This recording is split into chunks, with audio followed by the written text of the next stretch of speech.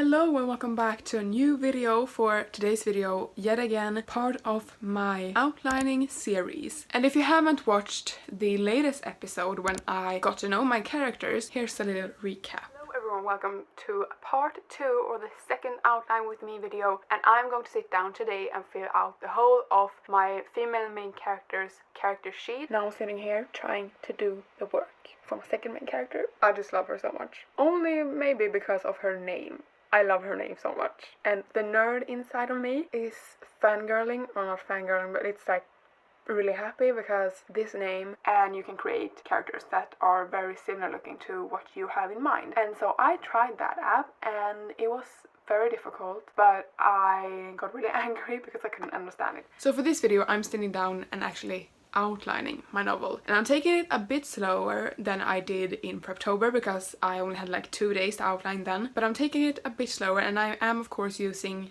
the same 3-act story structure that I have been using for the past year now. It is by Abby Emmons. It follows 3 structures, much like the plot beats of Save the Cat, but it's a lot more character focused, and since that's why I love reading and that's why I love writing character focused stories or character driven stories. And so I can link her channel below, Abby Emmons' channel, and so you can find that template. And just to warn you, it's going to be a lot of vlog clips, like vlog like talking, chatting. I will look like shit in most of the clips because I'm filming this on January the 28th, and I started this like a couple of days ago or a week ago or something, and then I got COVID. I still have COVID, but I'm feeling much better. So this video will be a little bit all over the place, but my plan is to outline the first half up until the midpoint. And if you don't know what the hell I'm going to outline, like what I'm writing about, it's the sequel to Gods of Rot and Ruin, which will be published in 2023, and this is a murder mystery set in a fantasy realm. It's also going to be a romance included, like a secondary plot is the romance. I'm also going to talk about my reading, because if you haven't watched the first 2 videos, I have tried to read to learn how to write a murder mystery or a thriller. I read And Then There Were None by Agatha Christie, and I am currently reading A Good Girl's Guide to Murder, and then I'm also going to read Ninth House later when I have finished A Good Girl's Guide to Murder. So it's going to be a mixture of things, and hopefully I will be able to outline this damn book.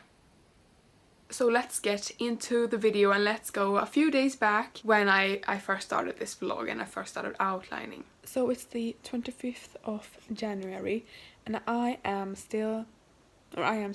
I'm sitting down to do some work on my outline. This is the first work that I'm doing. My plan is to take it really freaking slow, because I know that the beginning is the most important of all. Like beginning, characters, character arc. That is like the most important thing in a book for me. From my perspective, that is the most important thing, and I don't want to sit with a problem that I had with my first book in the series, where the internal motivations and internal struggles of the main character are not clear enough in the beginning to justify her actions or like for the reader to understand what is happening. So I want the motivations to be really clear, and so that I don't run into that kind of problem when I start editing. This first part here, the hook. In Act 1, I am using Abby Emmons' story structure, if you don't know. Here we have to get to know the character's internal struggles, like her fear, her misbelief, her goals, like everything has to be really clear, or not like written out on paper, like she fears this. But do you know what I mean? Like it has to be clear for the character why the character is doing, or the reader, why the character is doing this. As you can see, my brain is not at its best right now because I am sick, and so I have right now side by side, I have the character sheet that I did of my female main character, and I have the outline besides it. So I look on both of them and try to write the first plot beat. The hook and the inciting incident and everything will be first 25% of the book, maybe first 20%. Right now I have 2 chapters from my female main character that is going to be the first 2 chapters in the book, and these chapters are going to be the hook, showing the fear, showing the motivation, and why she will be doing the thing that she does next. Kind of 2 setup chapters, and then I'm having 2 chapters from my male main character, 2 or 1. I haven't really decided yet. Either I do 2 from both as strong introduction chapters, or I do 1 from my female main character and 2 from my male main character, because I think I have more to set up with my main character, because it's the first time we meet him. Like, I do still have to introduce everything about her, and like, I want you to be able to go into this book not having read the first one. But yeah, I just wrote down like chapter 1, chapter 2 from a female main character, and I wrote down what is going to happen in the first chapter, like the most essential parts, and what scenery, like where they are and what kind of scenes I want to have.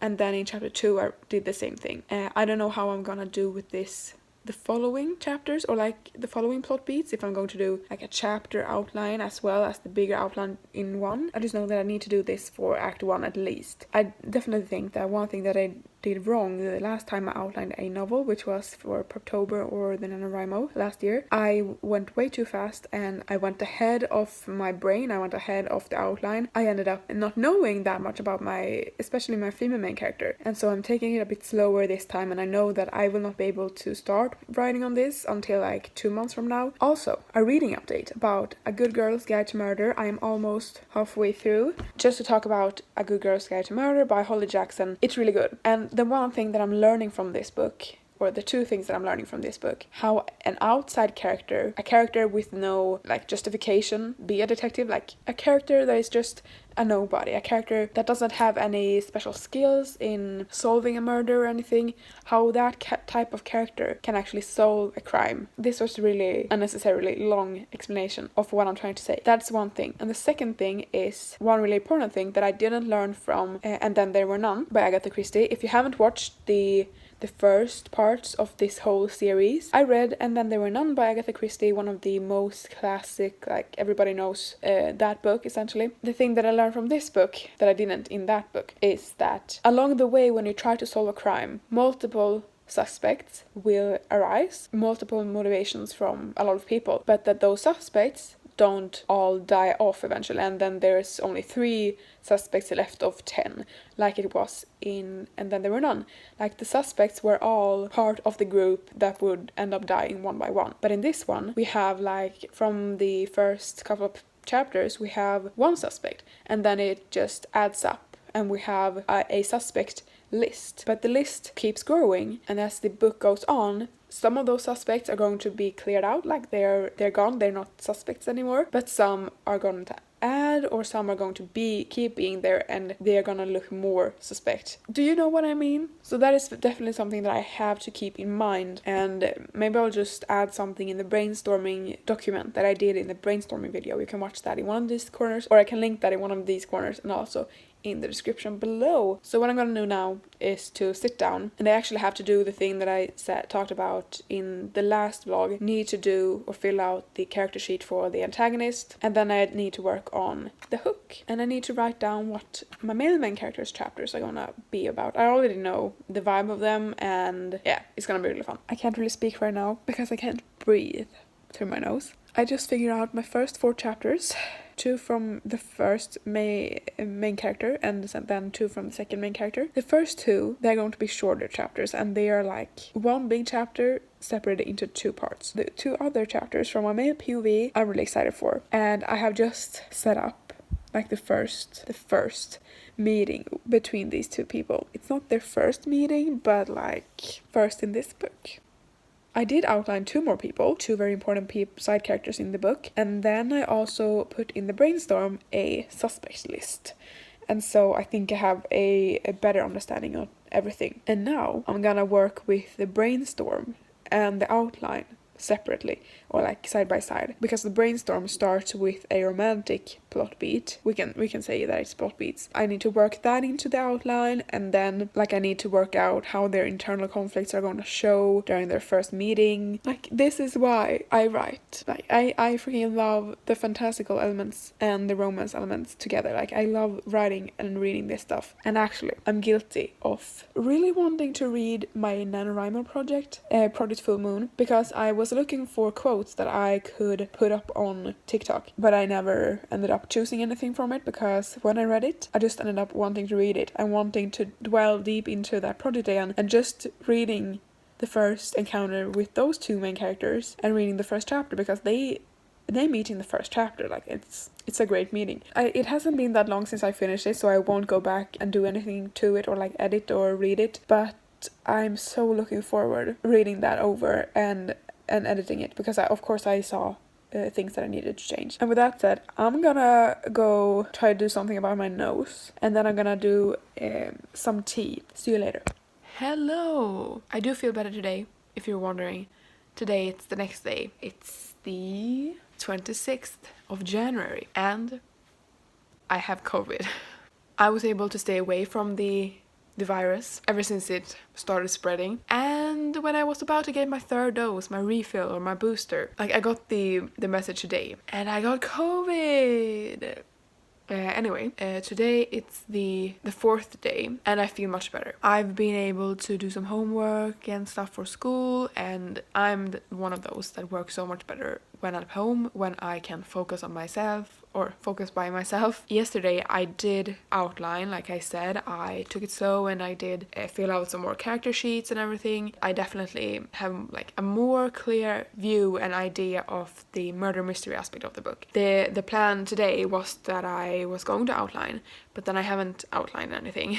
But I am going to sit down and just fill out the next couple of chapters, just think about it, because I realized that my main character is going to have to meet the first victim of like the murder mystery. She's going to have to meet her really early on, like now. So I have to fit that in somewhere. What I'm sensing is, since I have a lot of storylines, I have the murder mystery, I have the romance, I have each of the main characters, I have two main characters, like I have talked about, each of them having a separate character arc and a storyline of themselves, like their own issues. It's all connected, but I may have a bit too much. But what I'm sensing now is that this is going to be jam-packed with just juicy, like really fun fantasy elements, as well as romance elements, as well as murder mystery elements, and it's just going to be a fun time. What I'm thinking, I as the author am thinking that this book is going to be fun. But the more and more that I outline, I'm getting more and more excited to actually write it. And I know it's not gonna be probably for a long time. I'm gonna eat something and drink some water, and then I'm gonna outline some more of my book. And I'm thinking, gonna try to work that murder mystery thing into the first act and the first couple of chapters, so that the main character meets the first victim early on. Much like I learned from Agatha Christie, she introduced all the victims or all the potential murderers at like the first 20 pages.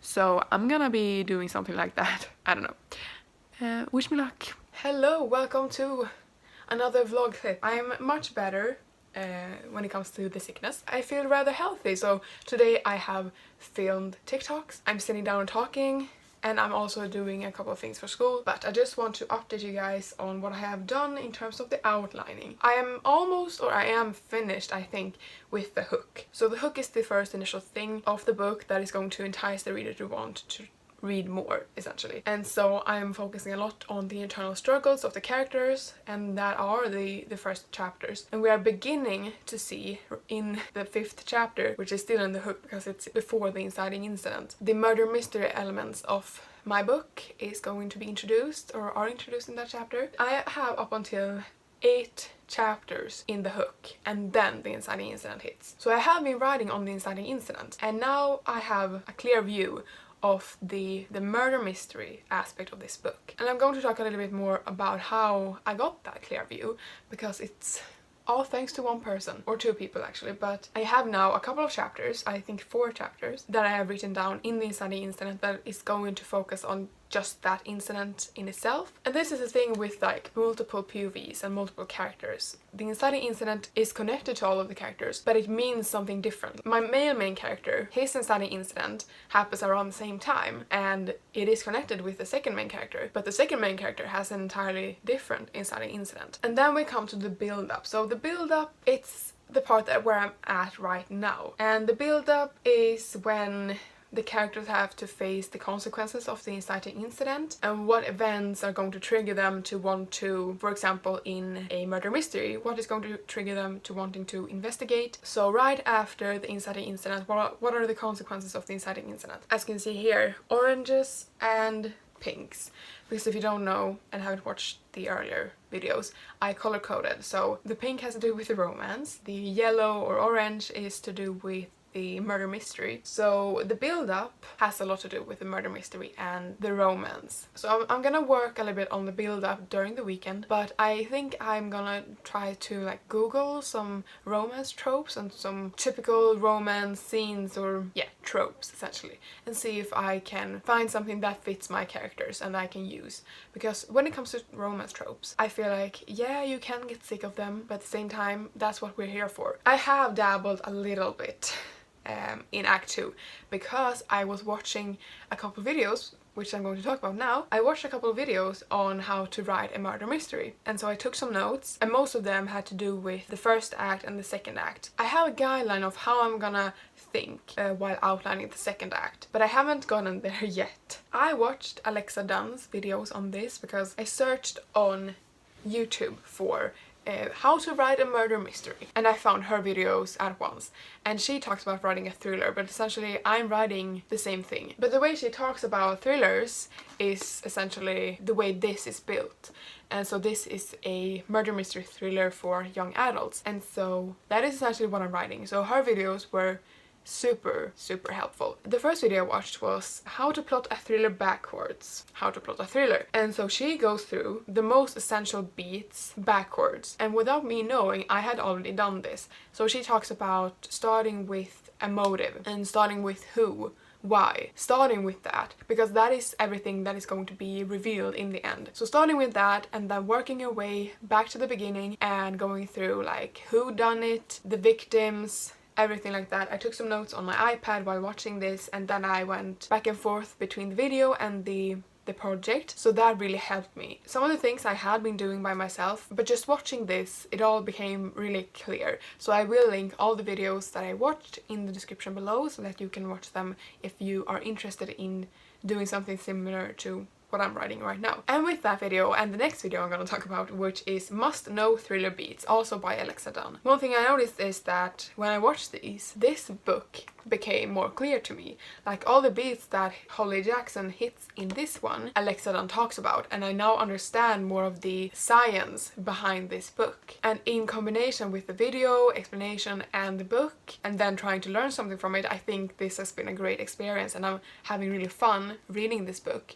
I'm almost done with it, by the way. But I feel much smarter, if you know what I mean. I feel smarter. So, essential thriller beats. This was also really helpful.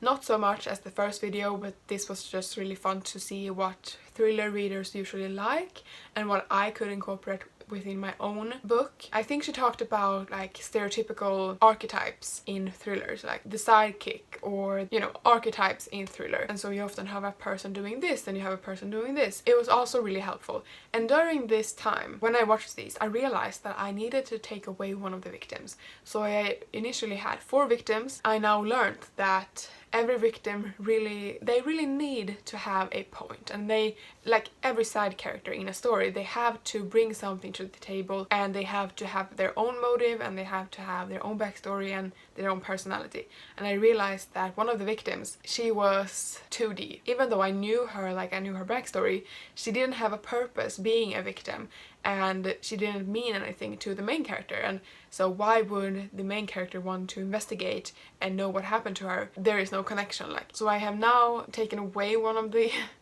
victims. The victim will still be a side character in the book, but will not be a victim anymore. Like, I don't want to spoil anything because I know a lot of my like author friends, my Swedish author friends watches this, and I know some of them will probably read my book someday if it publishes. I don't know that yet. So I don't really want to spoil like who the victim is. You will get when you read the book and have finished it. But so I watched that, and then I also started watching thriller plot twist benchmarks plus thriller planning tips. And so I already know my plot twists, and essentially she talks about that you have to have a lot of twists in your story, and I don't know how I'm gonna do about that because, like, since I'm not writing a typical thriller, I will have that plot twist in the end. I will have that midpoint plot twist. I don't want the murder mystery elements to go overboard, because I don't want that for myself. I want to have fun while writing, and I think writing romance is fun. So I will want to go back to that when writing the book. So that is the 3 videos that I watched by Alexa Donne, and it really helped me when I was going to outline. Because of that, I now know like what is the typical arc of a thriller and how can I mix that in with a typical arc of a romance. That was my very long talk about Alexa Donne, her videos, and trying to outline. But the plans for today, it's currently 12 o'clock and I have done almost everything that I have to do for school, so that's great. But I think that my mission for today is actually to finish reading this book, and so that I can start Ninth House by Leigh Bardugo. I also think that my mission for today is to go on those websites and try to find a trope that I really like. I already have a marriage of convenience and kind of hate to love, and so the 2 people don't really like each other. So I already have that, but I feel like I need to have like some smaller tropes, like for example, him caring for her when she's sick, or vice versa, or, you know, the knife to the throat kind of trope. You know, those smaller things that can inspire a scene or a chapter, but not the whole arc of the book. I need to find those tropes so that I can use them. So that's it. I'll talk to you guys in the next clip.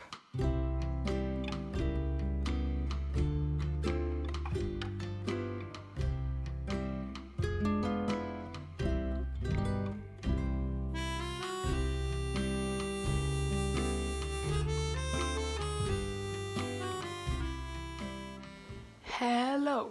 Okay, maybe you're a bit too far away.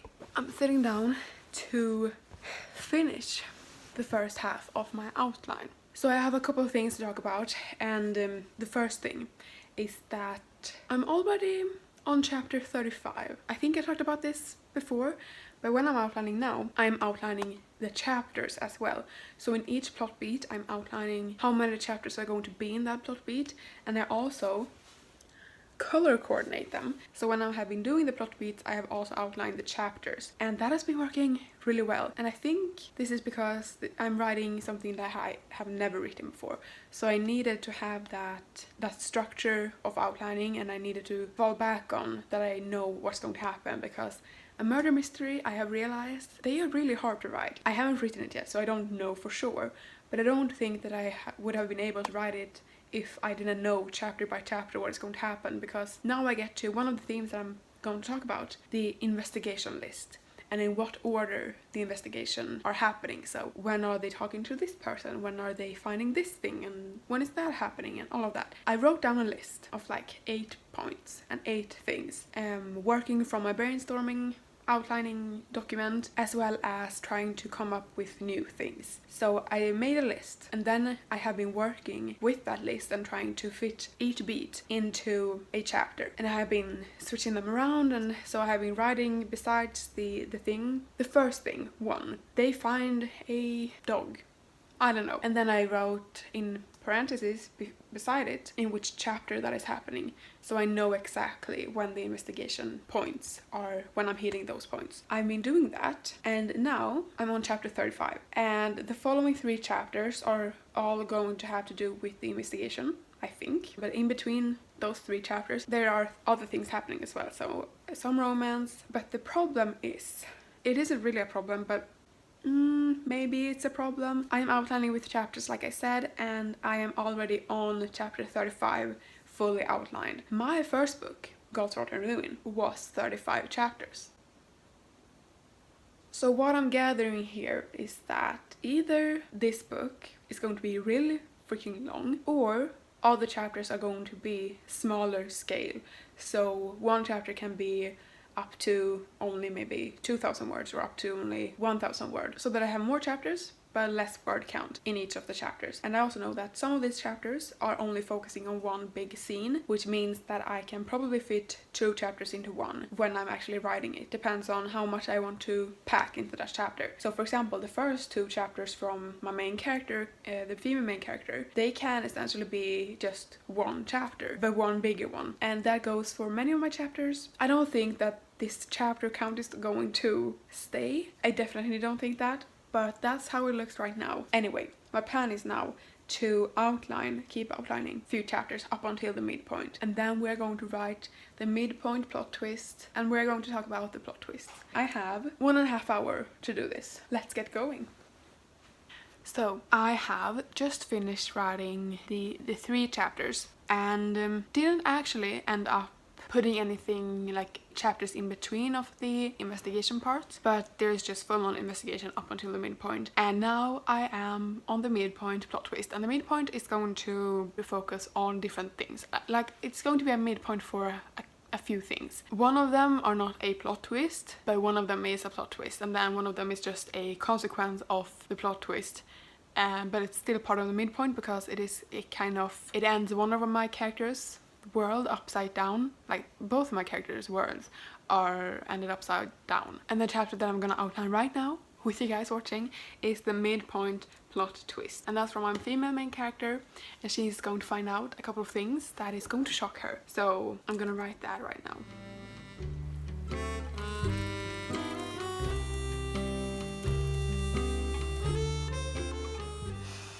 The midpoint, I'm really happy about this, but the midpoint plot twist, the consequence of that is building up to the first romantic scene where there's a kind of confession. It's not a confession like I love you confession.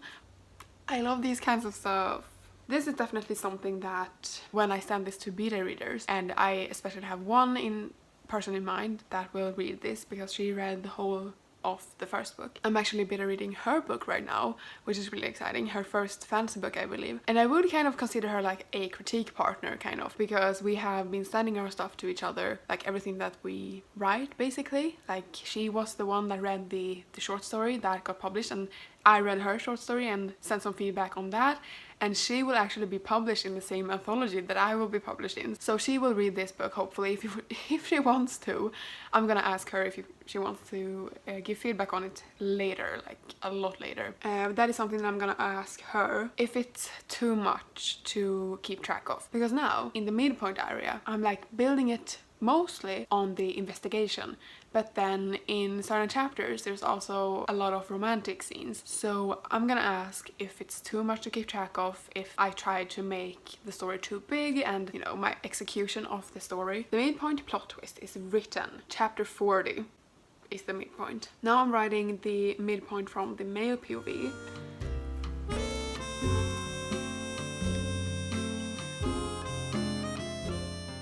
This chapter is so cute. So now I just need to check with the brainstorming. I have changed a couple of things. So the midpoint in the brainstorming is actually not the midpoint. And why it changed is because I changed the victims, and I changed the suspects. Like, when I was outlining, I got to realize all the investigation parts. And then I'm just checking here. Both in the investigation part, I have 3 points left in that list. And in the brainstorming, I only have a couple of scenes left. And so, which means that I don't have that much to go on when it comes to outlining. And so I don't really know what's going to happen now. I'm a bit lost, to be honest, and I think that I need to work on this, and I need to think on this a bit. But this concludes the first part of the outlining process, from Act 1 and the first parts, the first chapters, the hook, up until the midpoint plot twist. So in this vlog you have seen every part of the process. I think that the issues, or like the most difficult part of this outlining process for the first half, has definitely been the investigation part. And Alexa Donne's videos helped a lot. Those videos didn't really help with ideas for the investigation, because I need to know my own story. I need to know where the characters can go to find out things. So I think that those parts in my book are a bit mediocre. There's nothing twisty about the reveals coming up to the midpoint. I'm not that smart. So this thriller mystery will not be that smart. What I'm gonna do now is that I'm gonna write down a couple of scenes that are not in the brainstorm that I know will be there. I have one scene in mind, which is a romantic scene. I just want to write it down. I don't know where that will go yet, but I need to write it down. So with that said, thank you guys so much for watching this video. I hope that you enjoyed this first part of the outlining process. For the next video, like I said, I think that will be the later half of the outline, from the midpoint up until the very end. So if you like this video, leave a like and a comment below and let me know how you outline. Are you outlining right now? Do you enjoy the outlining process? I love the outlining process. Like, this is my favorite part of the whole thing. And if you want to watch the next part, I recommend you to subscribe to my channel because I post a new video every week, every Thursday. And if you haven't watched the first parts in this outlining series, I can link that in the description below in a playlist, and you can watch it if you haven't missed something. But with that said, I'll see you guys in the next one. Bye!